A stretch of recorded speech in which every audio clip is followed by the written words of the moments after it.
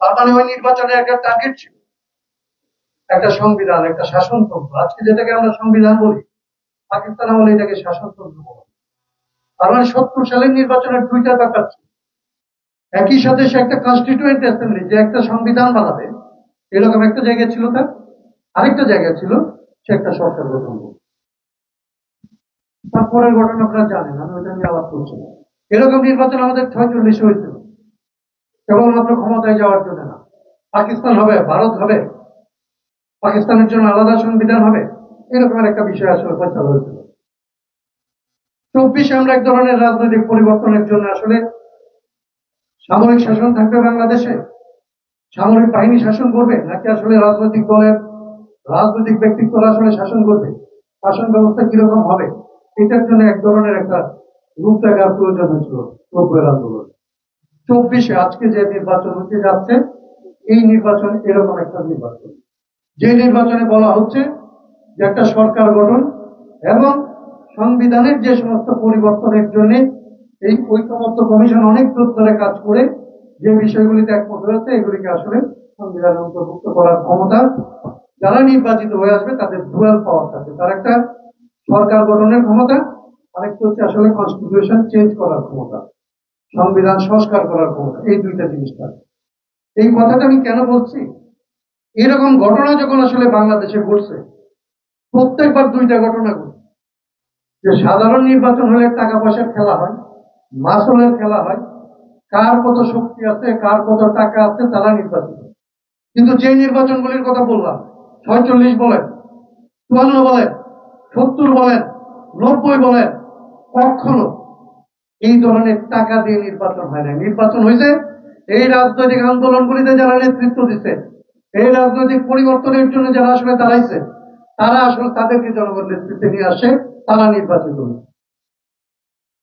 বাংলাদেশের এবারের নির্বাচন একটা ব্যতিক্রম অবস্থা দাঁড়ায়। বাংলাদেশে এইবার যারা নেতৃত্ব দিচ্ছে, এই আন্দোলনে যাদেরকে আমরা নেতা মনে করছি, মিডিয়া যাদেরকে নেতা মনে করছি, যাদেরকে আসলে এই সরকার নেতা হিসেবে পরিচিত করেছে, তারা খুব অল্প সময়ের মধ্যে নেতৃত্বের জায়গাটার মধ্যে যে ধরনের মরাল অবস্থান লাগে, জনগণের পক্ষে থাকার জন্য যেই ধরনের গেস্টার পশ্চার লাগে, জনগণ যেইভাবে থাকলে তাকে আপনার নেতা মনে করে। প্রথম দিকে কে যেন কথাটা তুলছিল যে বিপ্লব আর বিলাসের মধ্যে যে পার্থক্য থাকে, এইটাকে আসলে স্পষ্ট করা না গেলে বিপ্লবকে যখন কেউ বিলাসে রূপান্তরিত করে, জনগণ তাকে পরিত্যাগ করতে বাধ্য হয়। কারণ জনগণ যখন পরিত্যাগ করে, এই যে রাজনৈতিক পরিবর্তনের যে নির্বাচন হওয়ার কথা, সেই নির্বাচন বিধানিত একটা অবস্থার মধ্যে বাংলাদেশ একটা রাজনৈতিক সংকটে দাঁড়াইছে। এর আগে যত নির্বাচন হয়েছে, সেই সমস্ত নির্বাচনে কারা নেতৃত্ব দেবে এবং কারা পাশ করবে, পাশ করে তারা কি কাজ করবে, এটা নিয়ে কোনো সন্দেহ ছিল।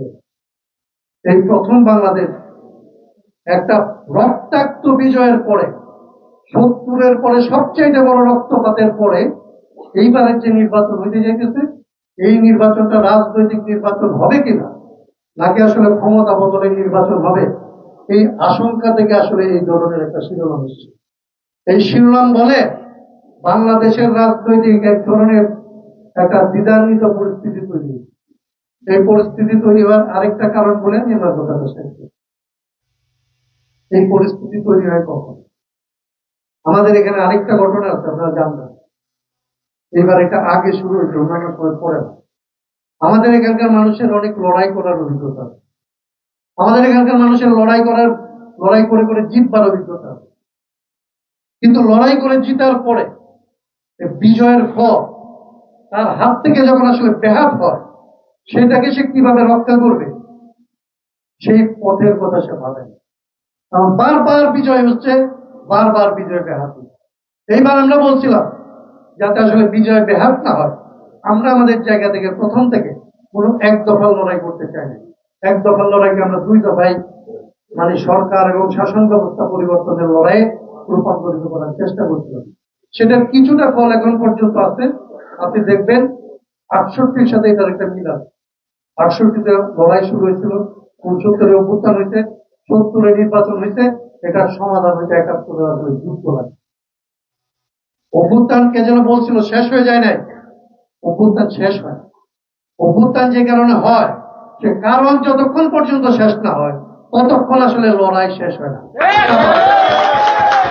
অতএব এই অভ্যুত্থান শেষ হয়, এই অভ্যুত্থান নির্বাচনের ভেতর দিয়ে যেতে পারে, রাজপথের ভেতর দিয়ে যেতে পারে, অন্য কিছু হতে পারে, কিন্তু যে জন্য মানুষ জীবন দিচ্ছে, যে জন্য মানুষ আসলে রাজপথে লড়ছে, সে অধিকার আদায় করার আগে এই লড়াইয়ের এই পর্ব শেষ হবে। আপনাদের দায়িত্ব, আমাদের দায়িত্ব এই লড়াইকে যেই কারণে আসলে লড়াই হয়েছে সেই কারণের সমাধান করা। সে কারণের সমাধান করার জন্য আমি যেটা বলতে চাই, একটা পদ্ধতি, কেবল একটা কথা বলি, যারা এস্টাবলিশমেন্ট, যারা আসলে বিজয় ব্যাহত করার কাজ করে, যারা বিজয় ব্যাহত করার জন্য পরিকল্পিতভাবে নামে, তারা এই সমস্ত আন্দোলনের উপরে দুইটা জিনিস করে। আপনি দেখবেন ৭১ থেকে আজকে পর্যন্ত দেখবেন আন্দোলনে কি করে, আন্দোলনের নেতা বানায়, সেই নেতাকে পরে একক নেতা বানায় এবং একক নেতাকে চেষ্টা করে হয় প্রলুব্ধ করে, প্ররোচিত করে, তার চরিত্র হনন করে, তাকে ক্ষমতাশালী করে, তাকে লোভী করে, না পারলে তাকে অ্যাসোসিয়েট করে, তাকে শেষ করে দেয়। আন্দোলনের নেতৃত্বকে যখন এক জায়গায় আনা যায়, তার যদি চরিত্র নষ্ট করা যায়, তখন এমন ভাবে বলা যায় এই আন্দোলনটাই খারাপ ছিল, এই আন্দোলনটার দরকারই ছিল, এই আন্দোলনটা অকারণে হয়েছে, এরা ষড়যন্ত্রমূলক ভাবে আমাদেরকে আন্দোলনে নিয়ে গেছে।